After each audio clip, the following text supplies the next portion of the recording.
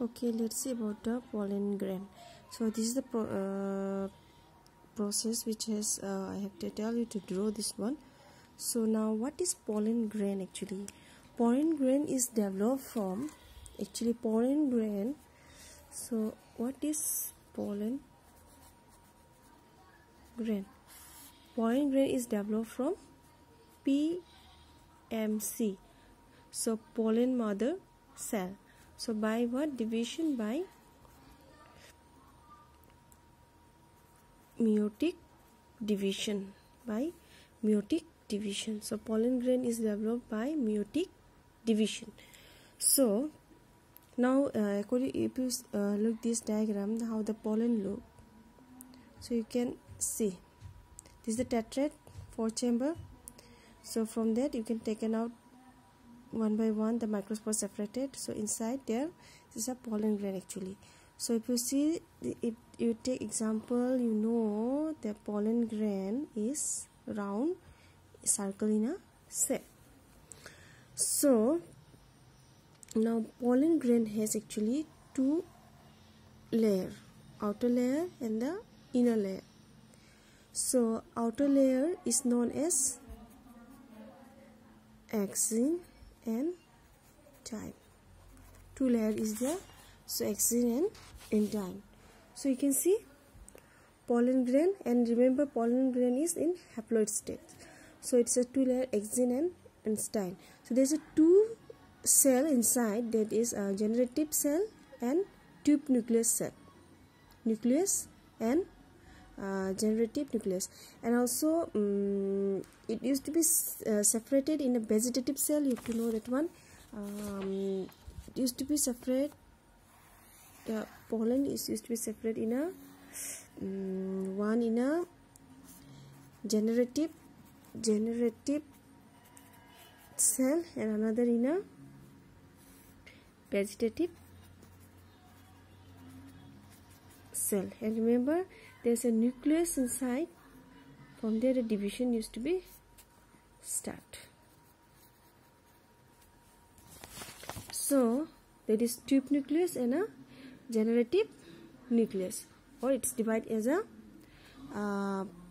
generative cell and vegetative cell. So remember, vegetative cell is not divide, but generative cell is divided into two male gametes. You can see this one. So they are in a spherical structure that is in round. So axin.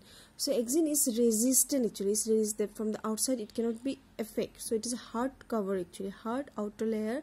And its protections of sporolanin. This there is a chemical is there. So which if something will come outside, it will not allow to go inside. So it is hard part.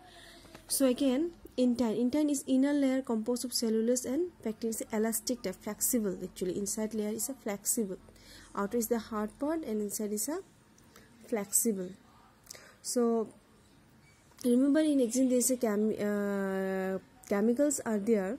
So these chemicals are strong acid and alkalines are present, and which cannot be degraded. It cannot be degraded, so that it's very hard. So pollenin is there, so which is preserved as a fossils, remember.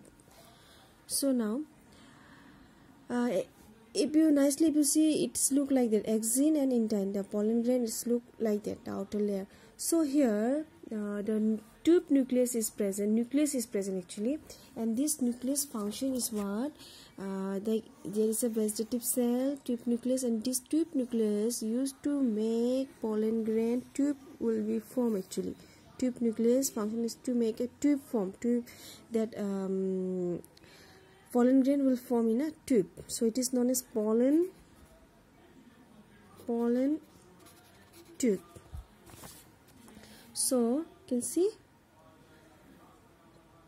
pollen tube, and here you see cellulose, pectin, all this you have to remember actually. Pollen, all these the chemicals functions you have to know. So again this is the pollen tube will be formed. You see, tube will be formed, As soon as the tube will be formed, there will be the two from the generative cell. From the generative cell, two male gametes will be formed and one will be remain. It will not divide. So you can see 1, 2, 3.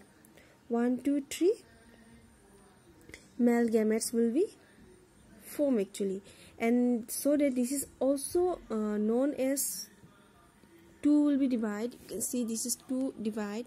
From 1 2 will be divided, so it is not 2 male gametes, and 1 is vegetative cell. So 1 is vegetative because it cannot be divided, but this generative cell can be divided, so it will be divided into 2 male gametes. So all this together is known as 3-cell stage or 3-cell pollen grain. Remember, so if you see this one nicely here, you study this line. Small splenic cell generative cell will divided into 2-cell stage. And again, this one, if you study generative cell divided into 2 male gamete, and thus pollen is said to be 3-cell stage, because one is vegetative cells and another is 2 male gametes, is to be 3-cell stage. So like that, the pollen grain is to be divided. So, and now these tubes, from these tubes become elongated because so that it can reach to ovary. So it can reach to the ovary or the egg. You can say this male gamete will go to the egg in the flower for the reproduction. So next I will discuss about the female reproductive, how this pollen will reach. How I hope you have understood about the pollen grain.